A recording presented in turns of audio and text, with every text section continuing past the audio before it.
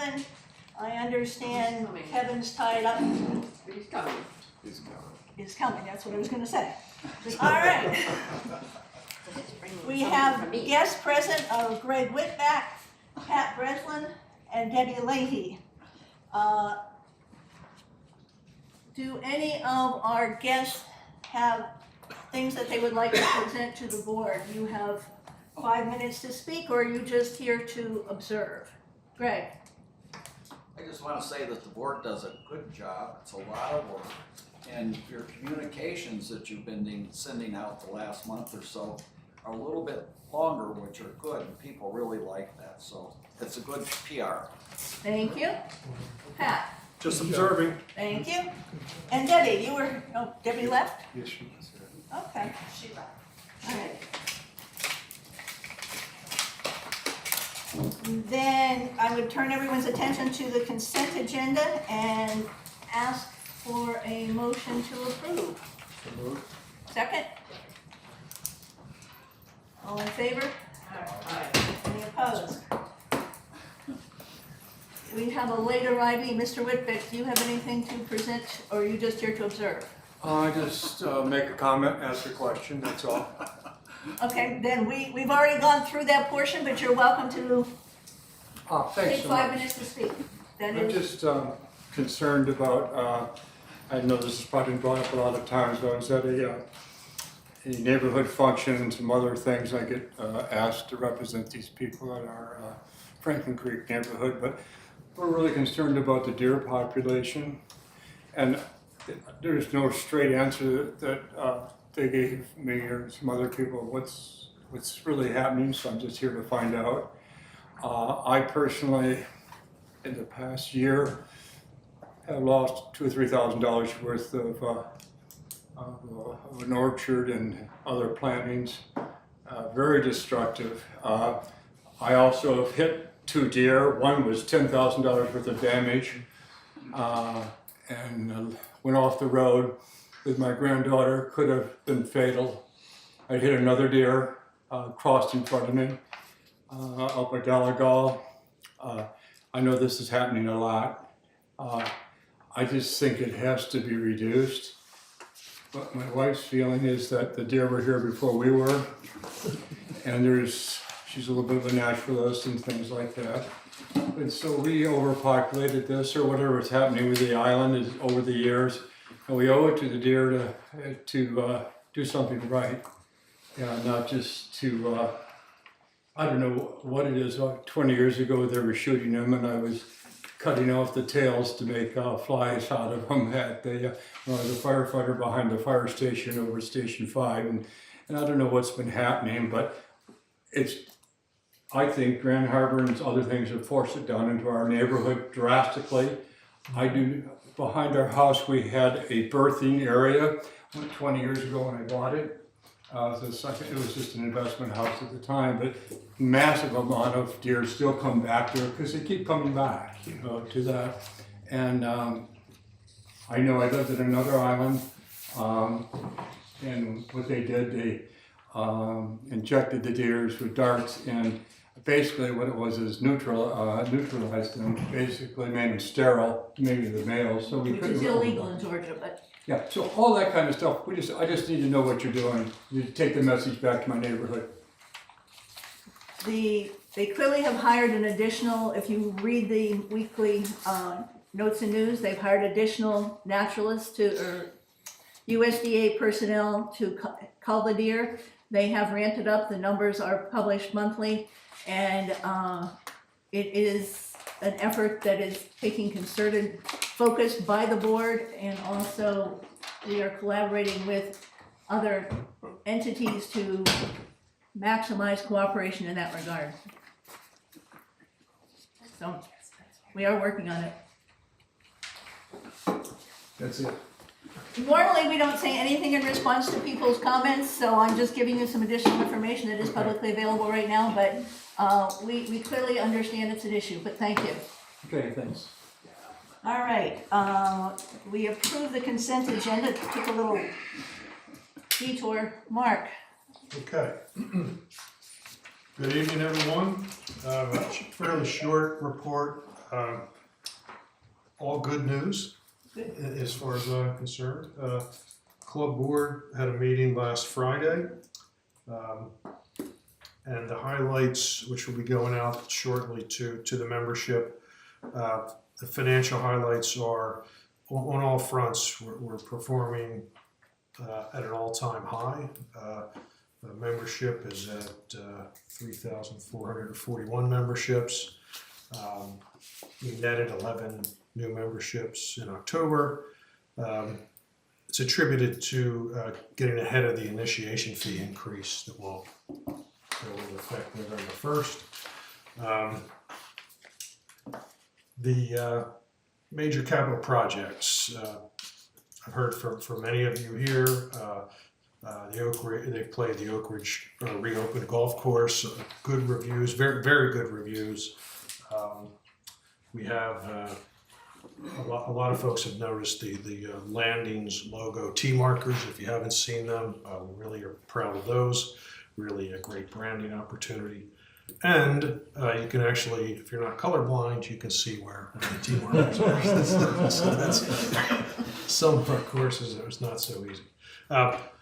Really interesting new amenity, a putting green, 18-hole putting green known as the Ridge, and more to come on that. We're gonna see how that fits in. It's open at night. Lights are on until 9:30. We've spoken to several neighbors as we tested the lights, and their feedback was, that they're fine with how the lighting's working. But we want to keep an eye on that, make sure neighbors are happy. The Franklin Creek expansion project just across the street, it's really, it started out being 3 projects, and now, based on discussions very recently with Chatham County, we're going to break it down into, I believe, 5 distinct projects. Don't ask me to recite them, but it's going to be phased into five phases. Number 1 is underway. It's really the parking and traffic flow, and then we'll move out from there. It will take, the question I get asked pretty much by everyone is, when will the pickleball courts be ready? And I don't know, but everything will be done in slightly less than a year. We always try to beat those deadlines, but it'll be phased.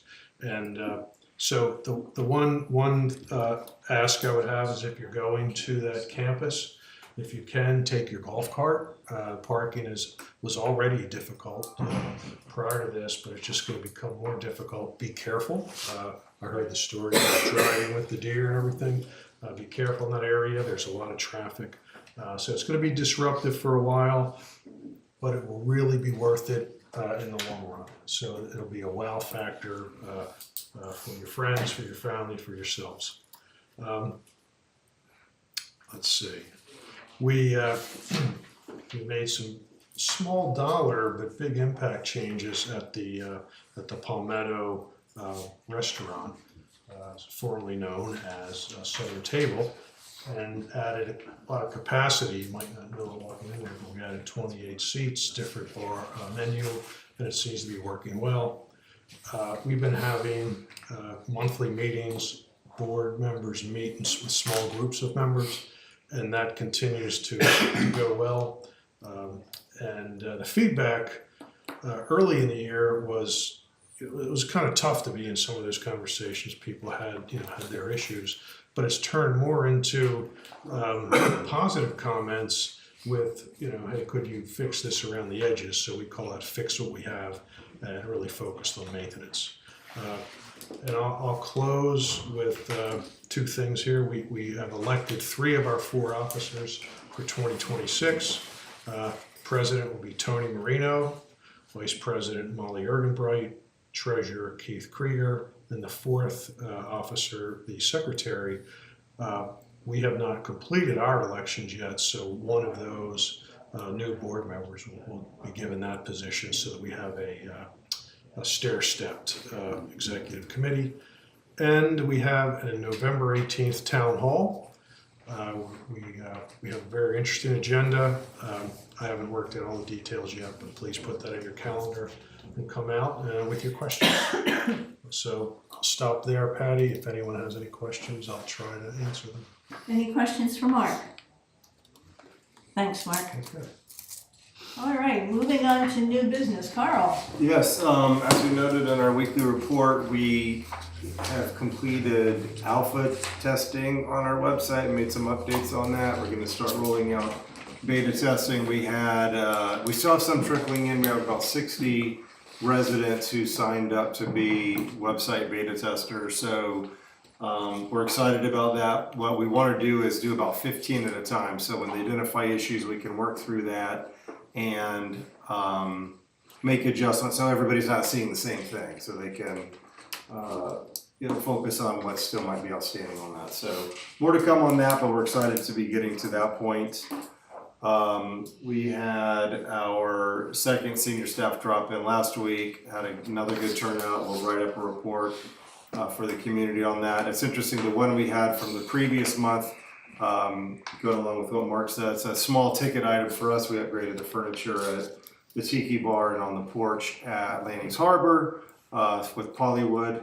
So those just will need pressure washing going forward, and they won't be subject as much to the elements. So some good feedback from the community on things that sometimes get out of sight and out of mind, but can make a big difference. So happy to continue doing that. And the last one I would say is November 7th is the deadline for committee member registration. So please, if you haven't signed up for a committee yet and you want to, and anybody watching, let's say if you want to be involved either on a committee or the talent database that we're putting together, that's not a monthly commitment, but is a project-based commitment, that would be great. We'd look for the help of our 10,000 residents that we have out there.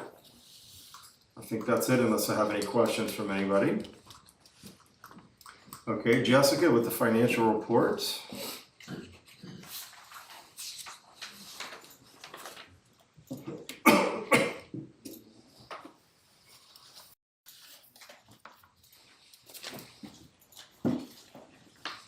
Starting on page 13 of your packet, you will see the monthly financial information for the end of September.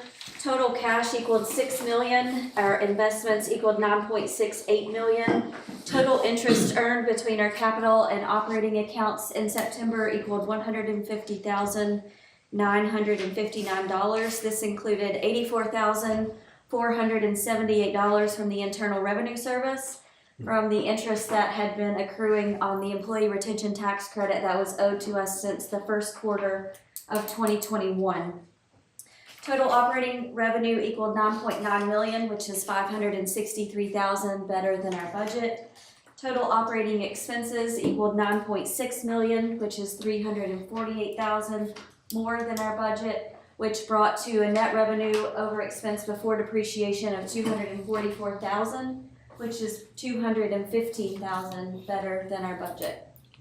Some of the main drivers on the revenue side, we've seen annual vehicle registration perform better than budget throughout 2025. Interest earnings performed better than budget. As I mentioned, this is mostly due to the IRS payment of $84,000. Rental income performing slightly less than budget due to a carrier terminating our lease with one of our cell phone towers, and we have some shifts in our storage yard capacity with the completion of the renovations to that facility in September. Other includes a large violation that happened earlier this year, and our Comcast revenue share performing better than budget, slightly less than where we were in 2024. On the expense side, we are going to continue to knock on wood for the remainder of November, plus 2.5 days, or how many we have left for hurricane season. We've only incurred $1,213 of expense this year, which was due to a snowstorm. Who would have thought? Our engineering studies performing better than budget, mainly due to timing. Repair and maintenance performing more than budget due to repairs to our forklift and seawall. Professional fees or expenses incurred for the violation that also brought in revenue.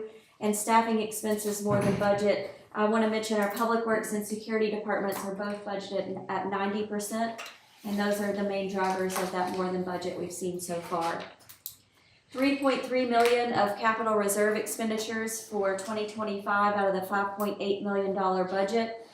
57% spent on roads, 21% on storm drains, 15% bridges, structures, equipment, 5% on community paths, and 1% on lagoons and marinas each. There have been several projects completed throughout 2025, and of these projects that have been completed, we're currently at $65,000, better than budget, and we'll see this throughout December continue to grow with those as they become completed. We have a net fund balance of $15.7 million, which is an increase of $2.9 million. I do want to mention that this will change at the end of this year drastically because there is a large amount sitting on our balance sheet in construction work in progress. So I don't want you to have a false sense of that number until we get to December and it only increases maybe a couple $100,000, we hope. As of today, our accounts receivable aging, non-assessment accounts, there are 18 with a past due balance. You can see in 2024, that's much larger. This is when the speeding violations began hitting the past due balance in 2024. And we have 6 current assessment accounts that have a past due balance compared to 8 of last year. The 2026 budget process, we began the final pages of the budget book process this morning. So that will be around 200 plus pages, and we're going to get that compiled and distributed to the finance directors and board directors prior to the November meeting with a final approval at the December 16th meeting. As I mentioned, we did receive our final quarterly payment from the Internal Revenue Service. The total payment received was $499,958. I told Carl I was going to round that out just to make it even, make a donation to make it an even $500,000. And like Carl mentioned, if you haven't yet, please submit your committee applications. Those are due by November 7th. Any questions? All right, thank you. Air and Community Development Report.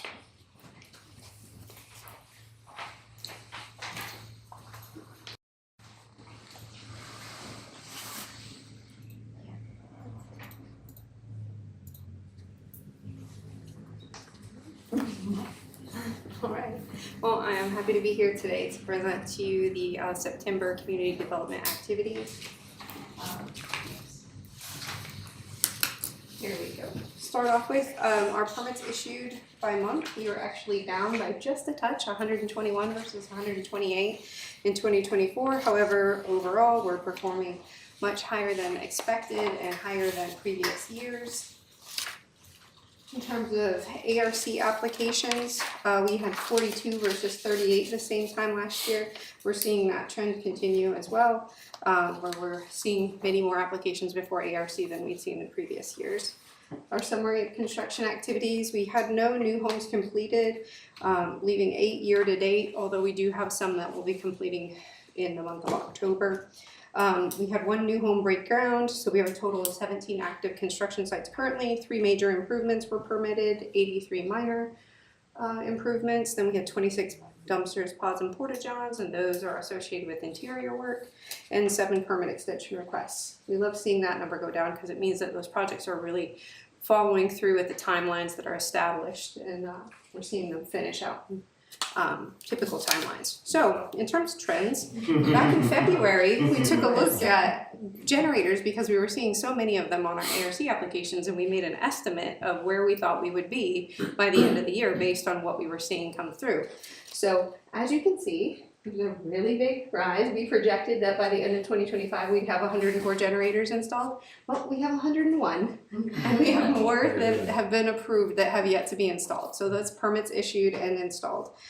So everyone is obviously taking heed on the storms and the snowstorms and the power outages, and Generac is very busy. So in terms of number of properties with PPMS violations, we had only 4 this last month versus 24 the year prior. We were down to 1 inspector, and we have a new inspector that's training right now, so we should see those numbers tick back up. In terms of courtesy notices, again, we had 5 last month versus 34. We'll see those numbers trend back up as our new inspector is getting on board and taking over the previous cases. Our summary of inspection activity, we had 316 site visits that were related to ARC inspections.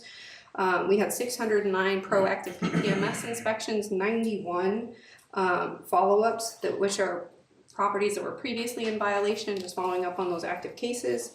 We had 31 properties that were resolved, and of those 71% were without formal written notice. We are starting to see some of those projects or some of those cases that have been open a longer period of time, in which maybe they had a plan of action in place and they've not met their plan of action, lead to more formal written notices, which we should see a spur of activity from that as well. At least we've seen that in the past. Summary of violations, as you can see, our violations were heavily focused on landscaping, followed up by home maintenance, and then kind of split at 9% between driveways and ARC related items. That is it for the month of September. Are there any questions? All right, thanks, Aaron. Tim, for security, there you go. Do you want to do this one or do you want me to? Actually, I had a question. Can I still ask a question? Yes. For violations, do you give warnings first? Because sometimes We do. people have a human moment. Thank you. She's loading that overview of the security department for the month of September and a few annual statistics as well.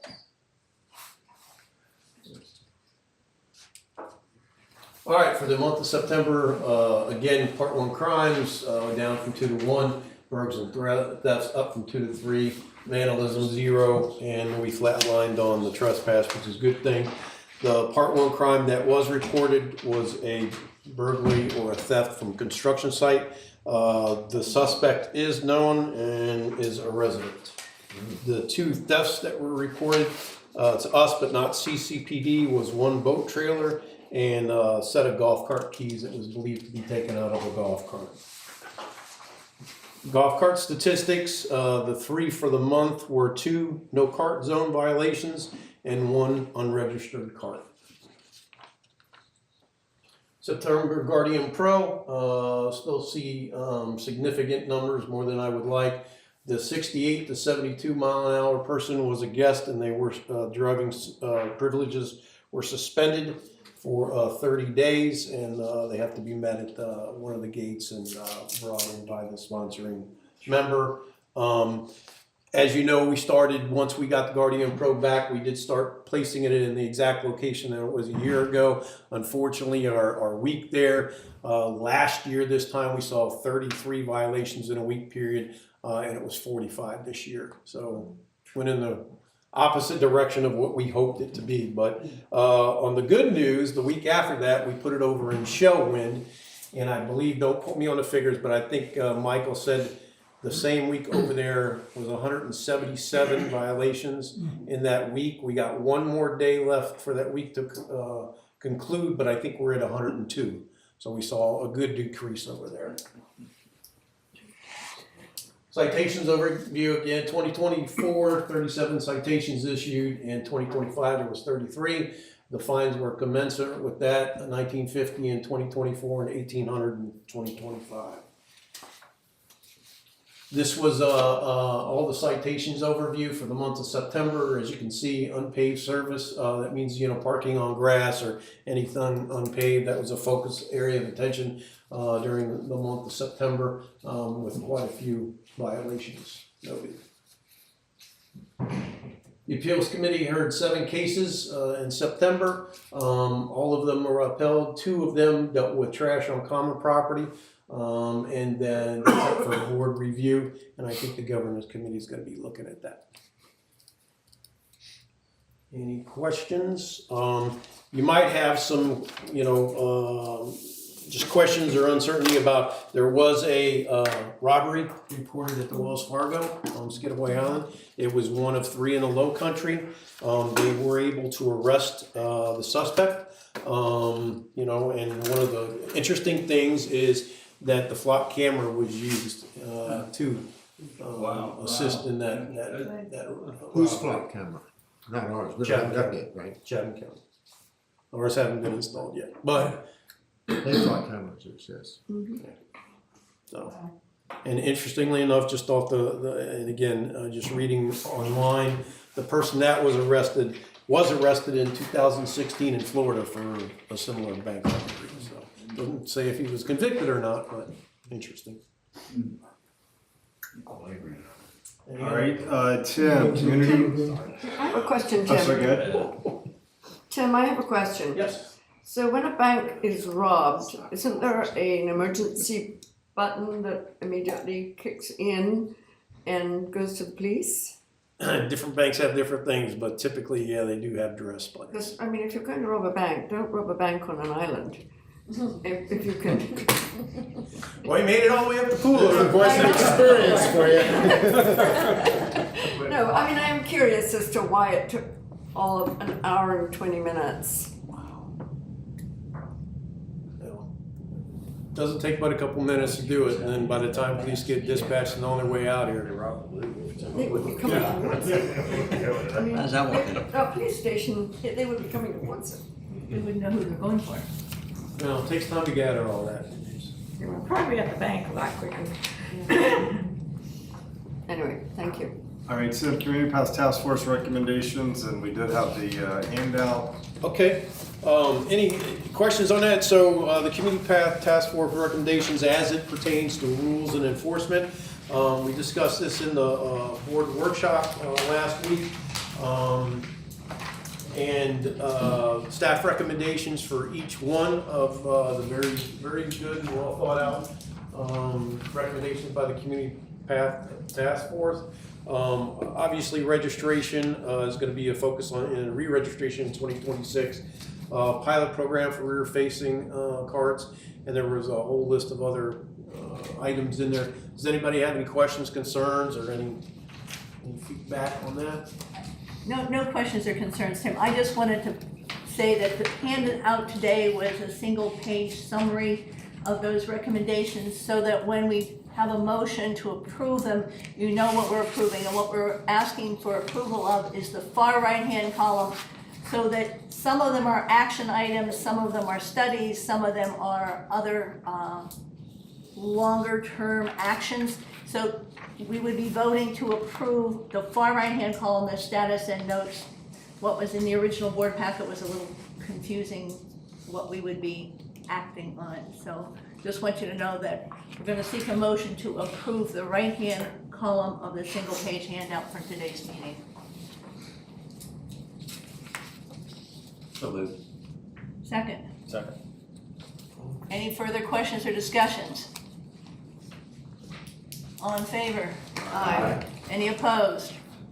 Thank you. Patty, I think we should thank. excuse me, before we move on, Pat's here, and he was the chairman of that Yeah. task force. Thank you, Pat.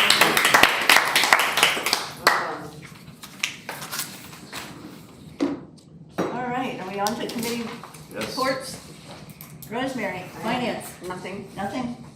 Governance, Governance did not meet earlier this month, though if you look at what we just approved, it has a number of items that have been added to its agenda, so we will continue to work on our task item lists and the additional items that continue to be added. and as we've noted on many occasions, the governance agenda keeps growing and they, 2 steps forward and 1 step back. Every time it's down to like this, then things keep getting. Yeah, got it back, yes. Strategic Water, Rob. No meeting this month, however, the King Tide mapping event is scheduled, it's November 6th. Coming up very fast and we have 95 volunteers, we're ready to go. All right, nominating committee for board officers, we will be holding that election during executive session later today. Any other directors' comments and questions? All right. My president's report, and again, I will be brief. We have worked on continuing cooperation with on-island entities, specifically addressing adherence to rules for the benefit of our entire community. Driving, golf carts, stop signs, fishing, etc. All the rules, including all of those that Pat addresses on a regular basis. We're looking to make sure that across the island entities, there is cooperation and focus on making sure people adhere to the rules. We've also been cooperating and evaluating our community storm drains. We have mutual support for reestablishing our volunteers to help with security. That is, answer phones and help at community events. Anyone interested in signing up, that form is on our website. We are working on efforts to minimize disruption for residents and to maximize safety at Franklin Creek as their construction gets underway. And we think all of this mutual cooperation benefits each other and our community as a whole. I would like to extend a special thanks to all who voted for our recent Board of Directors election. All 3 of our candidates who were elected or selected are participating in today's meeting, and we thank them as well. As Carl noted, and I think Jessica noted as well, we're looking for residents to volunteer for our committees. As they noted, that deadline is November 7th. They will be notified later in the year of their selection for the committee.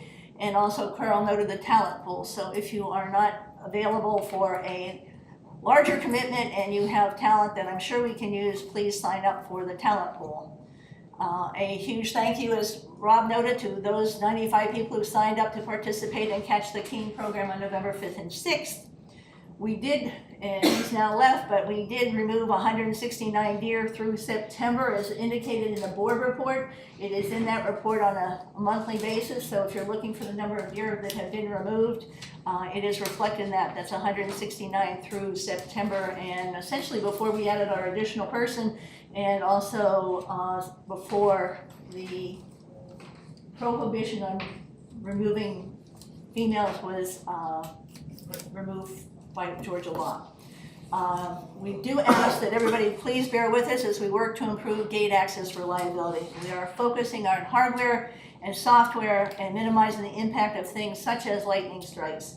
What we can't stop is the stupid and dangerous behavior where some residents negligently or intentionally blow through our gates and destroy our gate access facilities, so please be careful.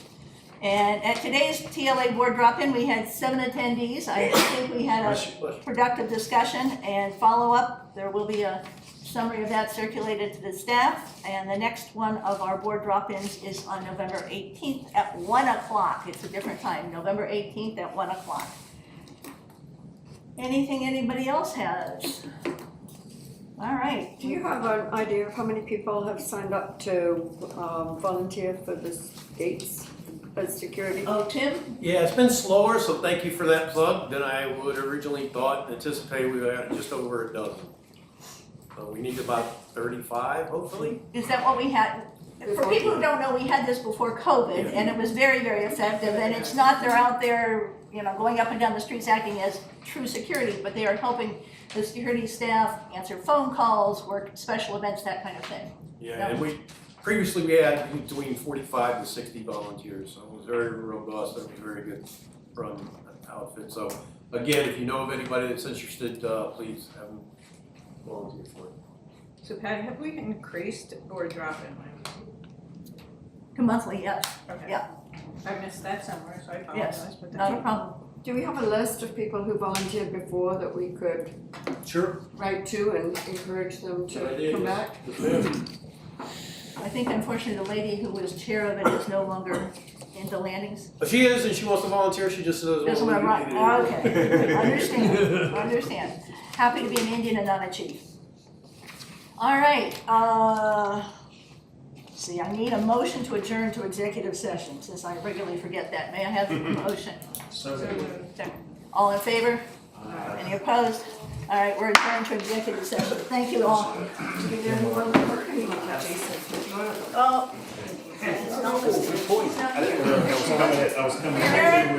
Karen, do you want to, oh, we're waiting for a motion? Yeah, Jesus, very Very nice. Hey, Sean?